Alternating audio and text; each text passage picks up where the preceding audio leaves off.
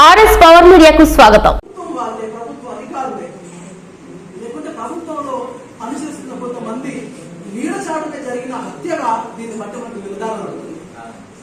దేశం మొత్తం దీని విషయంలో ఎన్ని అంటే పెద్ద పెద్ద ఉద్యమాలు చేసిన మెడికల్ అందరూ వచ్చి డాక్టర్లు అందరూ వచ్చి మాకు జస్టిస్ కావాలి, ఒక పరిష్కారం జరగాలి అని చెప్పి దేశం మొత్తం అట్టుడికి పోతున్నా కూడా ఇంతవరకు కూడా నిమ్మకు ఎదుర్కొన్నట్టుగా ఇక్కడ ప్రభుత్వాలు వ్యవహరిస్తున్నాయి.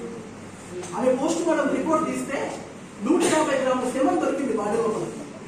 150 గ్రాముల శవం దొరికినా అటు ప్రభుత్వం ఏం చేసిందంటే ఒకడు మాత్రమే అత్యాచారం చేసిండు, మిగతా వాళ్ళకి సంబంధం లేనట్టుగా ఒక వ్యక్తిని మాత్రమే లోపల అరెస్ట్ చేసి మిగతా వాళ్ళను బయట స్వేచ్ఛగా వదిలేసి. కారణం ఏంటి? ప్రభుత్వం యొక్క సపోర్ట్. ఒకవేళ ప్రభుత్వం సపోర్ట్ లేకుంటే ఇంతవరకు కూడా నిందితుల్ని అరెస్ట్ చేయాలి, అవునా కదా, అరెస్ట్ చేయాలి, నిరసనలు జరపాలి. అయినా కూడా ఇంతవరకు కూడా ప్రభుత్వాలు ఎవి కూడా పట్టించుకోకపోవడం, కనీసం కూడా దేశం మొత్తం అట్టుడికి పోతున్నా కూడా అసలు లోకంలో అంటే ఎంత శోచనీయమైన విషయం అంటే ఒక రాష్ట్ర ముఖ్యమంత్రి అర్థమైందా, ఒక రాష్ట్ర ముఖ్యమంత్రి రేపు నిరసనగా వచ్చి లోకల్ ఉద్యమాలు చేస్తుంది.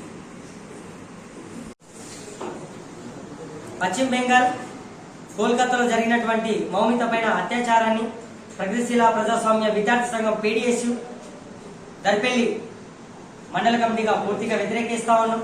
మౌమితనే మొదటిది కాదు, మౌమితనే చివరిది కాదు.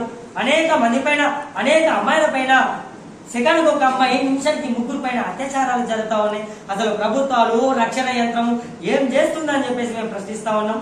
ఏదైనా అన్యాయం జరిగినప్పుడు రోడ్ల పైన వచ్చి నిరసనలు నిలపడం అనేటిదే కాకుండా అమ్మాయిల భద్రతకు, ముఖ్యంగా డాక్టర్ల భద్రతకు గతంలో మన తెలంగాణలో ప్రియాంక రెడ్డి పైన కూడా అనేక సందర్భాల్లో అమ్మాయిల పైన కూడా జరిగింది. అసలు ప్రభుత్వాలు ఎలాంటి చర్యలు తీసుకుంటా ఉన్నాయి? సాక్షాత్తు ఒక ముఖ్యమంత్రి ఆందోళనలో పాల్గొనడం ఒక ఆందోళనకు గురి తీస్తా ఉన్నది. మీ ఆధ్వర్యంలో రక్షణ ఉన్నది, ఇప్పటి వరకు కూడా సుప్రీంకోర్టు కూడా నోరు నిగరవేడుస్తా ఉంది, ఈ పేరు నమోదు కాలేదని.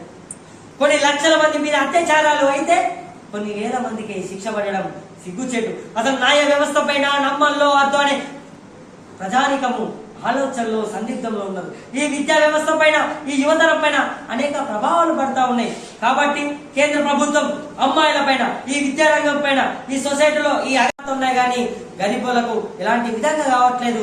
ఈ చట్టాల విషయంలో ఒక పగడ్బందీగా పార్లమెంటరీ నిర్ణయం తీసుకోవాలి. రాష్ట్రపతి గారు కూడా దీన్ని సమీక్షించాలి.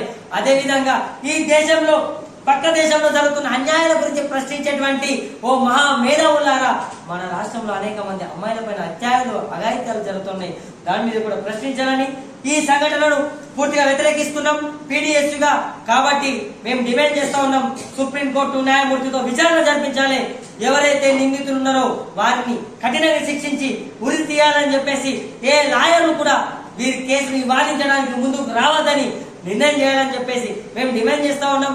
ఈ అమ్మాయిల విషయంలో పట్ల, వారి భద్రత పట్ల పటిష్టమైన హామీ, రక్షణ ఇవ్వకపోతే మాత్రం రాష్ట్ర వ్యాప్తంగా కాదు, దేశవ్యాప్తంగా విద్యార్థి లోకాన్ని ఏకం చేసి ఉద్యమాలు చేయడానికి కూడా ఏ నిమిషం కూడా వెనకాడమని చెప్పేసి తెలియజేస్తా ఉన్నాం. నా పేరు అనిల్ కుమార్, నేను PDSU నిజామాబాద్ జిల్లా ఉపాధ్యక్షుడు.